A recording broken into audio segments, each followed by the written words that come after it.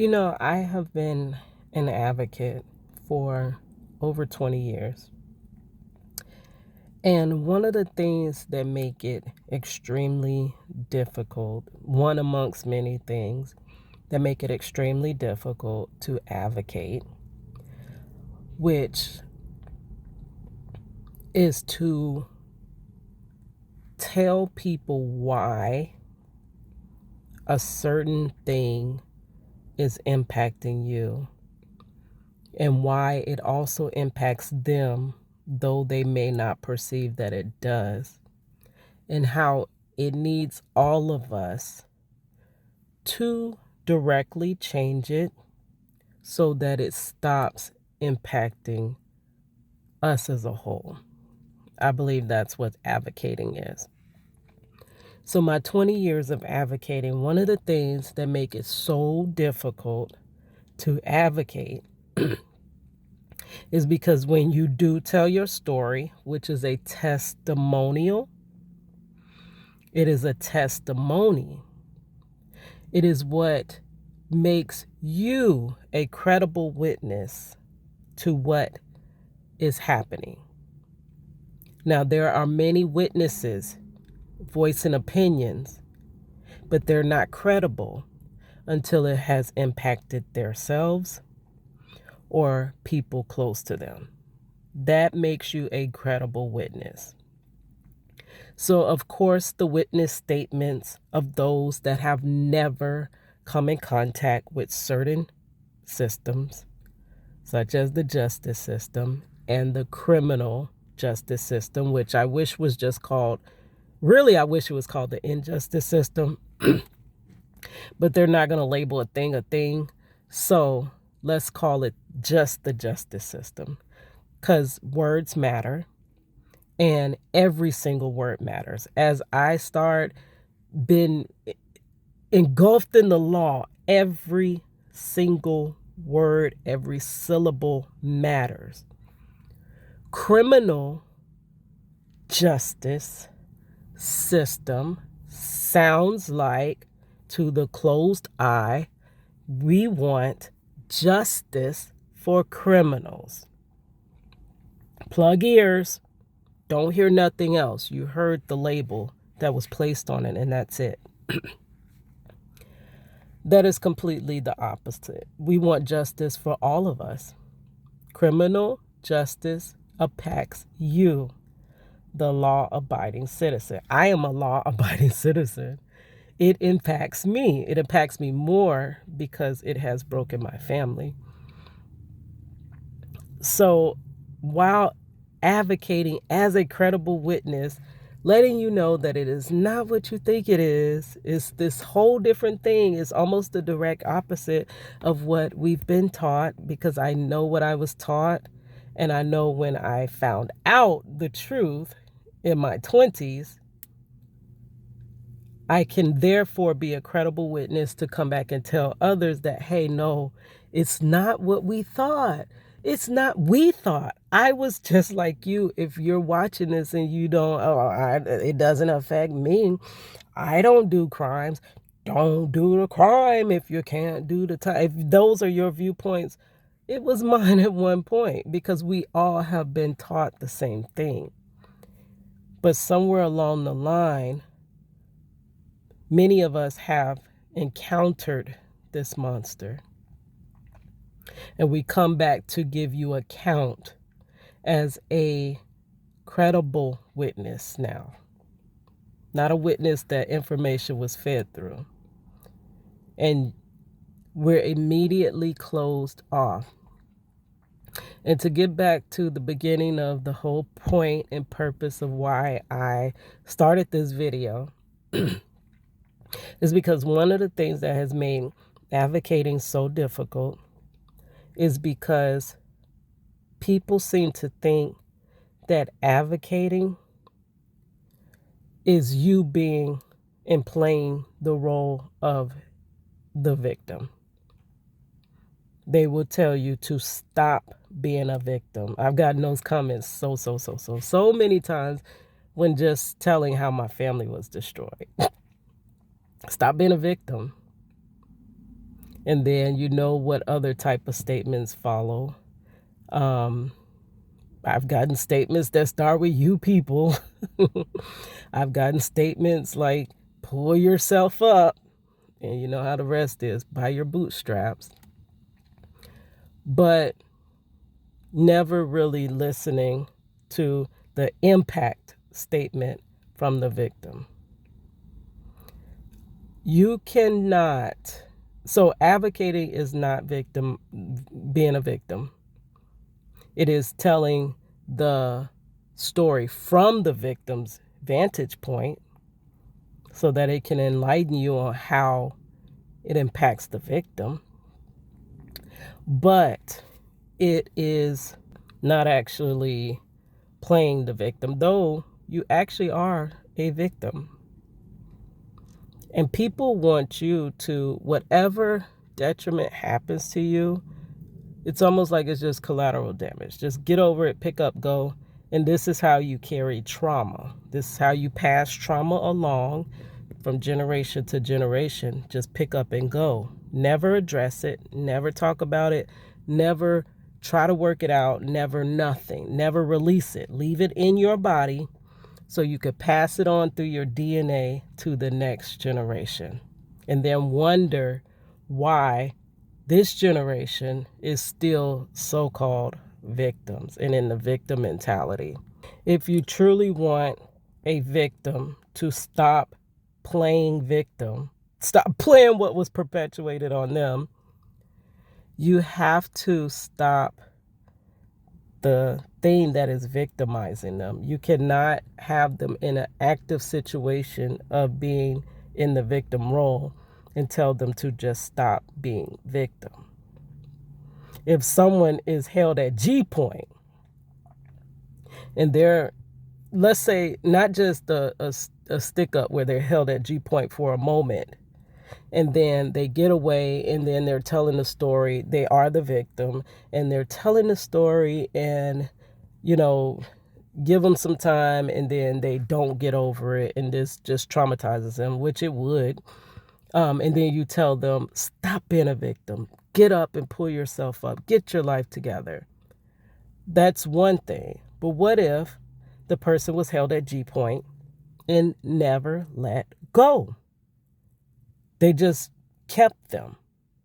And that G never came off of them at any point in time. How, with the actively pointing at you, affecting you, obstructing you from being free to leave, free from so many other things, how do you tell them in that point, stop being a victim, pick yourself up, move on, stop that victim mentality? You're actively being victimized.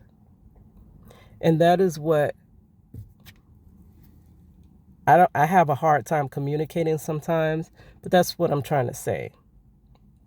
Because you're trying to, a victim, I believe, would just sit back and not do nothing, which, I mean, honestly, if you were a victim, you are a victim. So it's okay to be the victim sometimes, because you are.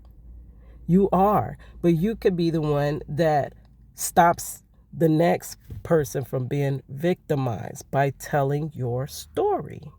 You're cutting off that circulation of victimization, right? But a real victim would not move past that point. They wouldn't even try. And even if you can't move past that point, because we do get stuck sometimes in life, and society cuts us no slack. We're not human. We're really just numbers and worker bees and statistics, and we're just colors, and we're everything but human. Humans get stuck sometimes. But other humans that also get stuck themselves cut them no slack. So it's almost like, you remember how the what's that thing? The Power Rangers would come together as this big old robot.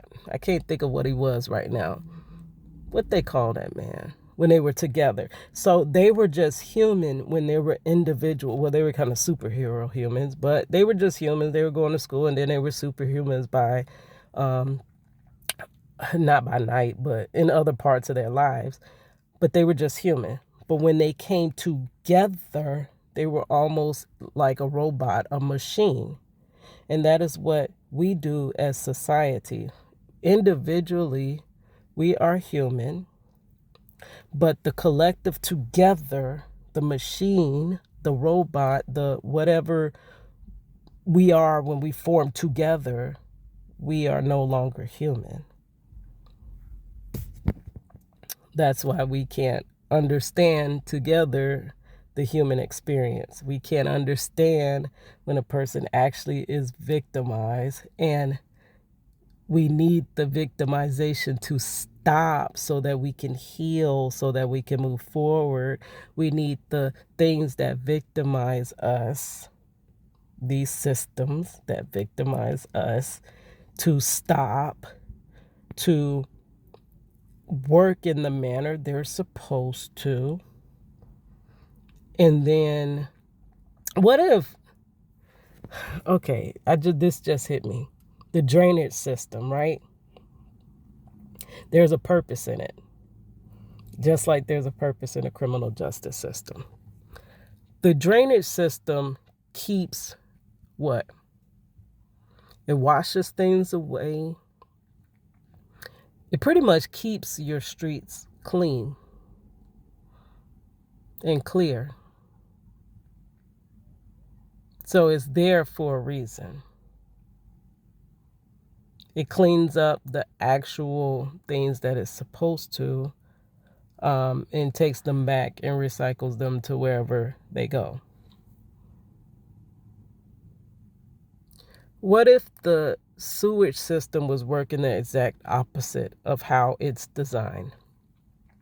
And it was spewing out from every point where water drains. Let's say the water was spewing out. This nasty, filthy water was spewing out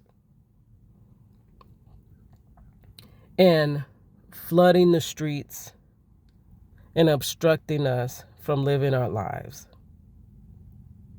Would you say, well, you shouldn't have never went down that road? Well, you shouldn't have never went out your front door?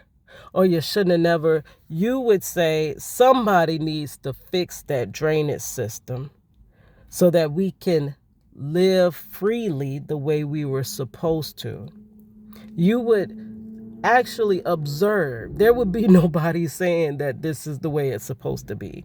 Nobody would be defending the drainage system being directly opposite, spewing out nasty, disgusting water everywhere when it's supposed to retain and drain it. And then filter it and put it back, like filter it and put it back into society, not keep it forever.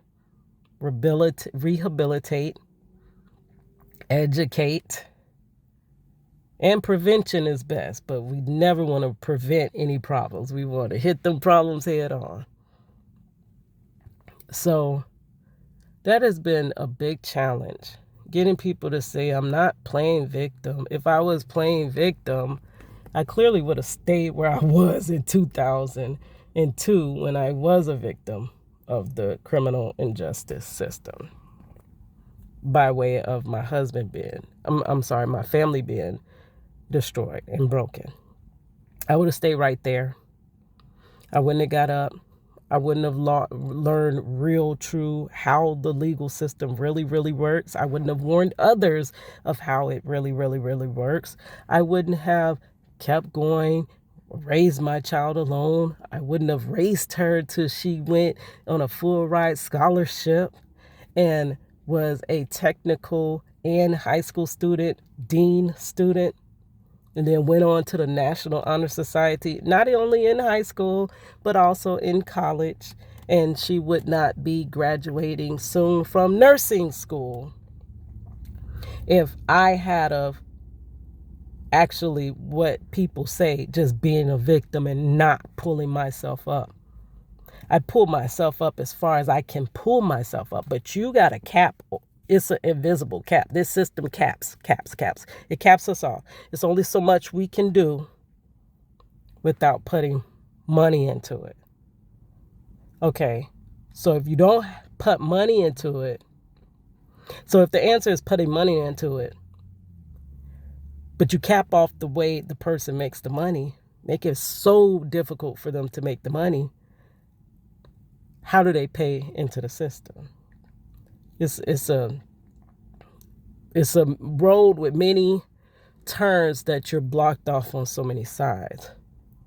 If I was just playing the victim, I wouldn't have got up at age in my mid-30s, 34, and went back to school and finished my college degree after being a student for 20 years in 2020.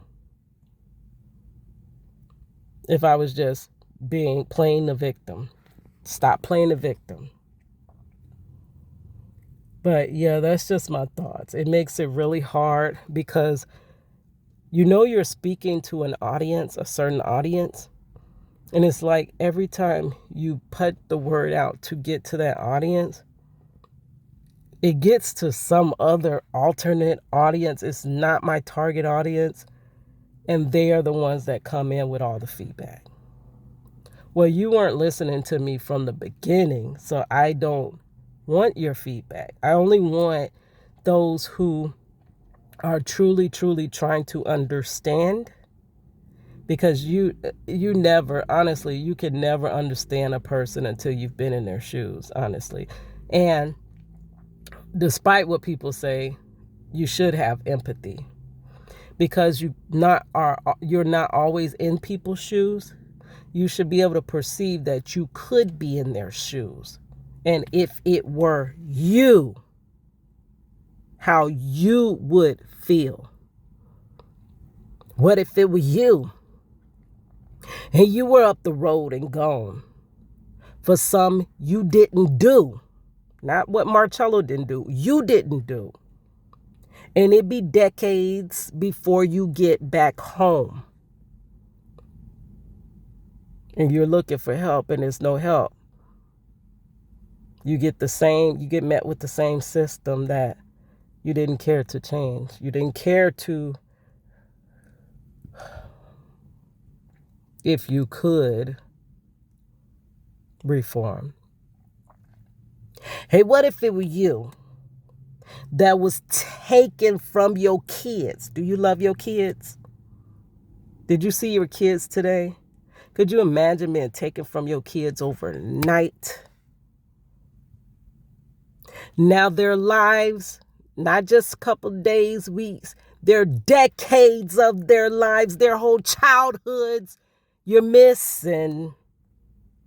Your lucky stars, you better thank them that you